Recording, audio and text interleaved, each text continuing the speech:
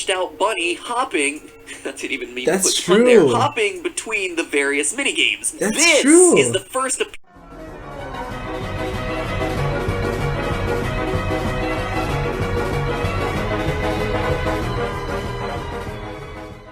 What's up, you beautiful people out there? It's me, UitchatZero, and today we're going to be reacting to MatPat's newest video, and it's about Five Nights at Freddy's Security Branch.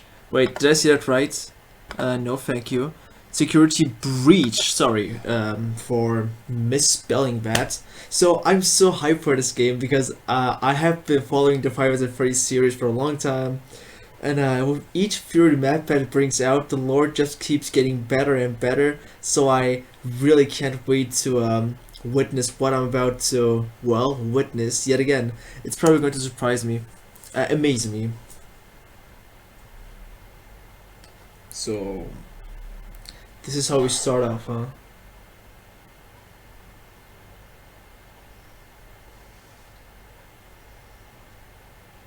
What is this? Let's make it like this, there we go. Oh gosh. No, this is one of the mini games. Is it the right one?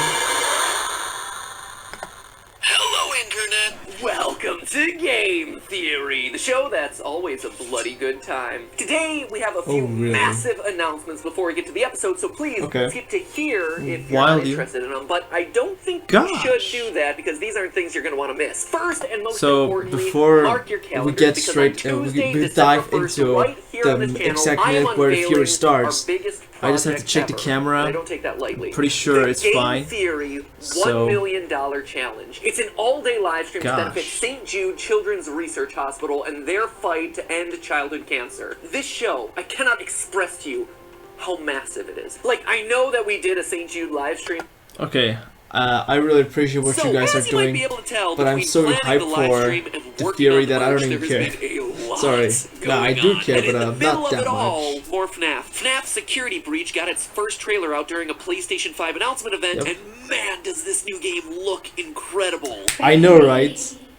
Your friends are worried about you. Long gone are the days of just looking at static-filled still image camera feeds, my friends. And before we move on, can I just say how cool it is to see an indie franchise started by one man working at Dollar General rise to the point that it's now getting a spotlight alongside you deserved it, Scott. Like Final Fantasy and God of War. And not only getting spotlight alongside them, getting more views than nearly everything else in that showcase. That's awesome. Well done, Scott. Really, really well deserved. Now, based on the trailer, it looks like we'll be trapped inside of a Freddy Fazbear's Pizzaplex, playing a life-or-death game of hide-and-seek against a killer. And it's that killer, Vanny, that I really want to dive into today. She's teased twice in the trailer. Once via a bunny-shaped shadow in the opening sequence, and again as the final jump scare. Now, we've suspected for a while that she's coming, via teaser images on Scott's website, merch leaks, Easter eggs hidden throughout FNAF VR, all things that I've covered. I never saw those leaks, by the way. This is all new to me. Closer at today is her backstory and her relationship to Glitchtrap. Because even though this game hasn't come out yet, and we honestly don't know when it's coming out, we do already know a ton about this new character. In fact, true to Scott's style of storytelling, we probably won't get that much of a backstory for Vanny in this new game. I don't know if you've noticed this about Scott's games, but important story bits tend to happen around the games rather than in the games. Let me explain with an example. In Sister Location, we end with Baby being a part of Ennard, and if you get the super secret ending, you see that she gets puked up into a sewer. Fast forward to FNAF 6, and there's suddenly two separate entities again, Scrap Baby and Molten Freddy. To 99.9% of the players, you would have no idea how or why that would have happened. And I can't blame them, because the only way you would know that Baby got voted out of the Ennard tribe was via the source code on Scott's website, as well as a separate standalone site, FNAFworld.com. Just goes to show that when you're talking about FNAF, the game never really stops. And the thing is, it never does. Vanny is already getting treated this same way. The information about her, what is now getting her to kill, the big twist reveal about Vanny's true nature has already been laid out for us if you're paying attention to all parts of the FNAF universe. So if, unlike me, you don't have time to keep track of the 12 games, 9 I did books, watch all the viewers before this, though. toys and a moon-faced animatronic and a pizza tree. Does that really exist for a Switch? How does that work? Five is a phrase for Switch? For us, and now we're going to be putting them back together to understand the true backstory. Like, do you play with the Vanny, controllers? the Killer Bunny, Purple Guy 2.0, before Security Breach comes out. Recently, the game FNAF Help Wanted got itself the mobile port. Big whoop, right? We've already seen this game 2 other times before, once in VR and again in a flat console port. Don't get me wrong, love this game, probably my favorite game of the franchise, but still, Scott, you ain't getting me to buy this for a 3rd time.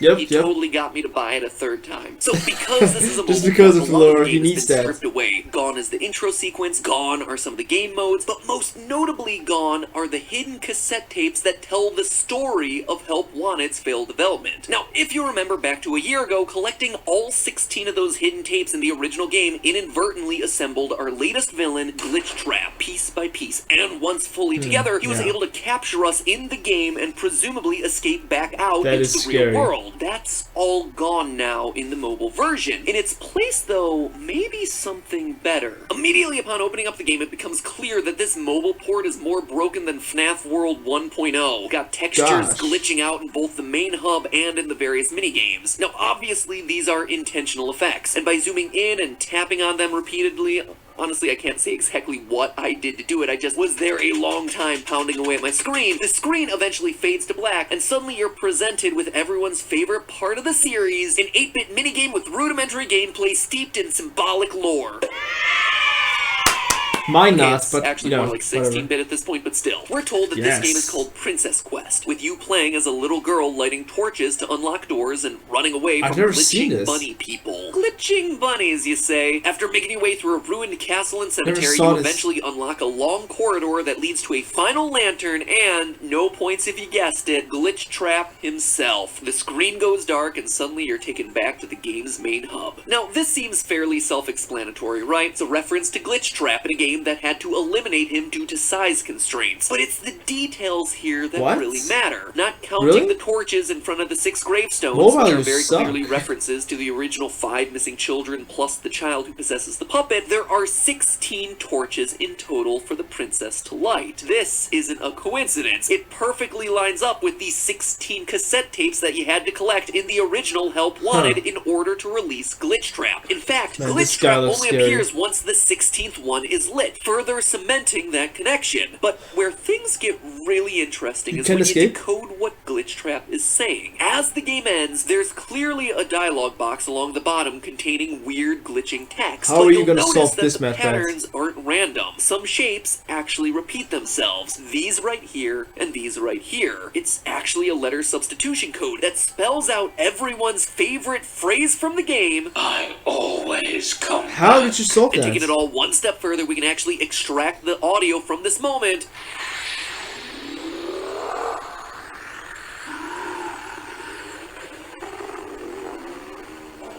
I don't know about you guys, but it doesn't sound like I always come back to me. Audio trickery. By doubling the speed and then reversing it, we get this.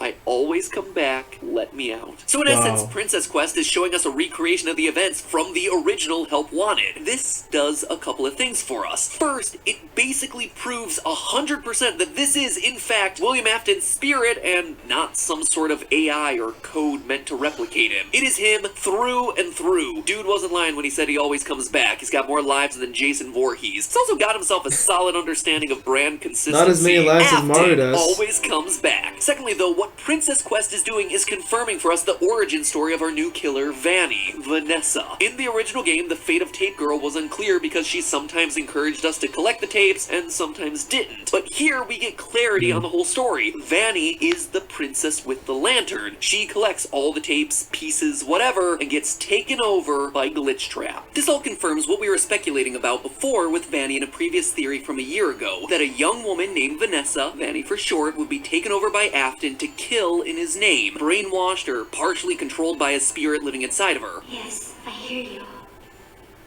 I know. No. There's no miscommunication. There's also a similar conversation currently hidden in the source code of Scott's website, except here you see both sides of the conversation. Stay the course. I will. Focus on my voice. I will. Don't let anyone lead you astray. I won't. Have you selected one? I have. The one that seems to be selected is Gregory from the new game's trailer. Gregory, be still. I think That's what he she's looks like? found us. So, That's is what he that looked it? like? Just a recap of a lot of information we already knew? Are we just left to speculate about the rest until Security Breach finally comes out? Well, no. You No. see, in the last year, there's been one final source of information about Vanny, and it's a big one. Okay. A game that I've largely ignored up until now, FNAF's augmented reality game Special Delivery. If you haven't heard about this one, basically the concept is that animatronics get shipped to your home so you'll have yourself some new friends. Because let's be honest, fighting for your life against a malfunctioning robot is probably still better than trying to hold a normal conversation with a living, breathing human being. I think I've been dancing around this one just because the possible canonicity of characters like Shamrock Freddy, Liberty Chica, and Clown Springtrap makes me have a nervous breakdown. But questionable lore implications of flamethrower bear endo aside, this game has been seeding us more info over the entire last year about the history of Vanny and Glitchtrap, and it requires us How to do come? one of the scariest tasks any FNAF game has ever required: reading emails. You see, the game will occasionally share you on emails that That's aren't not intended that hard, for your actually, eyes. or On one horrible. side, we have ourselves the story of a company working on behalf of Fazbear Entertainment to disassemble old animatronics and scan their circuit boards into their computer system. And, just like Tape Girl warned us about back in FNAF VR, this causes a virus to spread through the system. Quote from those emails, "Turns out that wasn't a glitch. We released a virus when we scanned that last circuit board. It's spreading really fast. We're gonna need all hands Just on like deck." New email. this "Hey, Jen, virus that we just have going checking right now. in. I emailed you earlier this week about a virus caused by one of your circuit boards, which is currently spreading throughout our system and causing serious problems. Please contact me ASAP. Thanks, best, Steve." So that is our Glitchtrap origin story. And to me, it's especially interesting because I think it helps explain something that dates all the way back to FNAF 3. Recently in the series, we've learned that the FNAF games are canon in the games. Now, that's a really confusing sentence, so let me explain. In both FNAF VR and the Fazbear Frights books, it's confirmed that the urban Those books legends are about amazing. murders happening at Freddy's restaurants are mainstream enough to have gotten some video game spin-offs. Not necessarily the FNAF games that we know, and certainly not FNAF World, since everyone, including Scott, wants to forget that one, but games inspired by the legends of the pizzeria. In FNAF VR, in fact, we're told that they were made by Fazbear Entertainment as a cover-up. Fazbear Entertainment hired the game developer. Those indie games were designed to conceal and make light of what happened. This isn't just an attempt to rebrand. It's an elaborate cover-up. And looking back on it, I believe that we've seen those games. I think we've played those games. They're the 8-bit minigames from FNAF 3, Mangle's Quest, BB's Air Adventure, Chica's Party, and Why Stage exactly those from FNAF 3? Oh no! 01. Heck, Stop. they might even include the Take Cake, Give Gifts, etc. minigames from FNAF 2. Those are the games being referenced in the games. I mean, they even have those sorts of cheesy titles that would come with cheap Atari-style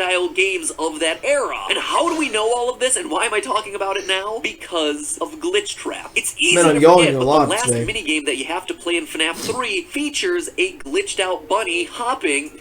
I didn't even mean That's to put fun there. true. Hopping between the various minigames. That's this true. is the first appearance of Glitchtrap. It's Afton's Yes. spirit trapped inside the circuit boards of these retro games looking for an escape. An escape that doesn't actually Wow. get realized until he's scanned into a new modern computer system meant to produce Modern? FNAF That looks like a VR. Windows- Now, Vista admittedly, this laptop. is a bit confusing when it comes to the timeline. We know Freddy Fazbear's Pizza was founded in 1983, as we see from the VR coins in Help Wanted. In FNAF 1, Phone Guy tells us that the animatronics have been around for 20 years. That puts FNAF 1 in 2003, not 1993 like I previously thought. And, based on the official description for FNAF 3, Fazbear's Fright and the discovery of Springtrap all happened 30 years after the closure of Freddy's, making that one roughly 2033. Now, we have no Wow. idea when and how Afton got a piece of his soul into the circuit boards, probably via his extreme agony at getting spring locked. But if this company company is literally opening animatronic suits sent from Fazbear Entertainment and scanning the boards as implied by the emails, are we assuming that they opened up the Springtrap suit, completely ignored the dead body inside, and scanned it? Just doesn't seem likely to me. Is Fazbear Entertainment rescuing the board after he was burned to death in FNAF 6? It's just odd. This is why I don't like to talk timeline with this series anymore. To me, the simplest solution here is that William Afton's soul is just in multiple places at once, split like a Harry Potter Horcrux, only instead of swords and scars, he's split between suits and circuit boards. And one of those iterations is Glitchtrap, stuck in the various game's codes until he's eventually released. But reminding all the way back to FNAF Special Delivery, there's a separate and related story happening in the secret inbox between Lewis and his fellow employee,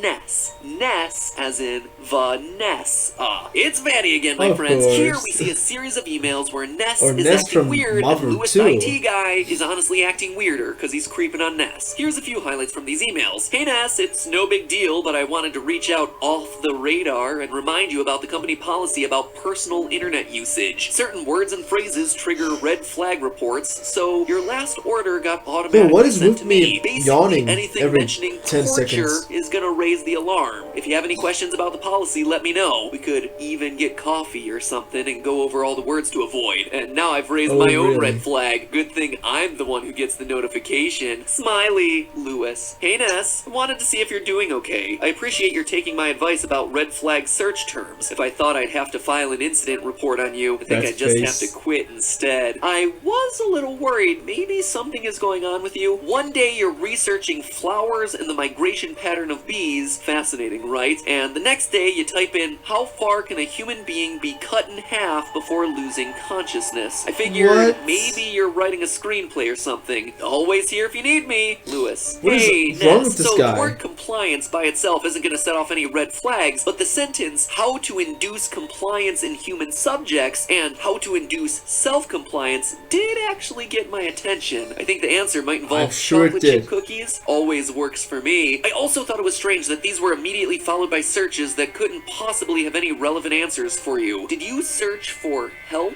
by itself? Anyway, my offer still stands if you want to go over the company policy. I'm free any day after work. We could grab dinner or coffee if you want, Lewis. Oh, Lewis, when you say stuff like that, it makes me a sad panda. But HR violations aside, these conversations tell us a lot about Vanny's mental state. She is sharing control of herself with Glitchtrap. That's why we get references to her searching the internet for help. It's part of her psyche crying out for anything. Anyone who can save her. Anything that'll provide an escape. It's also why it's so important that Lewis calls out the searches for inducing compliance in human subjects and inducing self-compliance. That is Glitchtrap, searching for a way to gain complete control over Vanny, over her psyche. This further confirms something that we talked about in my last theory on Vanny. In that episode, we talked about how she's a reluctant follower, that Afton isn't in complete control. On Scott's Voices.com page, where he tends to hire out actors for the various vocal roles in the game, Vanny's listing was for a character named Reluctant Follower. So this woman is clearly a devotee, brainwashed or controlled by Afton to an extent, but a part of her is actively fighting back, hesitant to do what he asks, which makes me think that in Security Breach, we may be able to save or redeem her. In fact, knowing that may help us out with the gameplay. I'm so hyped for that game, you guys have no idea. True ending condition. That, my friends, is what I believe to be the big twist that awaits us in Security Breach. Wait, as I finish this video, of course, new statues just dropped with important lore reveals, so let's just talk about these real fast. With Gregory hiding inside of Freddy, definitely looks like my idea about gameplay being a version of hide and seek is absolutely confirmed. Or maybe Gregory is just piloting an 80s era bear-shaped Gundam suit. What's Gregory's gender, by the way? Living for it. As for the other statue that just dropped, looks like Vanny is going to be taking a page out of the Afton playbook. The classic security guard by day and serial killer at night. Old habits die hard, I guess. But in Vanny's case, here's my question. Is she going to remember it? My guess is no. I think it's going to be a classic case of Jekyll and Hyde. But who knows? I guess we're just going to have to wait and see what it is. I hear that some big things are coming to this franchise before the end of the year. And I'm not just talking about all that cool new merch we dropped. Which, as one last reminder, is all available right below this video. But hey, that's just a theory. A game theory. Norton, but what? Hey, that's just a theory. theory. time. A game theory. Thanks for watching. Wow,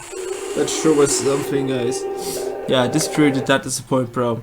I mean, this is the way, the direction that this franchise is going right now. So if you think that this direction that the franchise is going right now is a little bit out of hand, you gotta have Scott to blame for, not MatPat. And he's completely right. This is the actual answer that you guys were looking for. They may sound completely overdone and ridiculous and over the top, but that's just 5 Nights at Freddy's for you. So I can't wait for the next Furies. I'm very hyped for those. And Security Branch, I'm definitely going to buy that game. Oh man, it's gonna be so great. So if you guys want to see more reactions, let me know in the comment section below. If you guys want to see more Game Theory reactions, also let me know in the comment section below. Leave a like, subscribe, and activate the beautiful bell. And I'll see you guys next time. Take care. Ciao!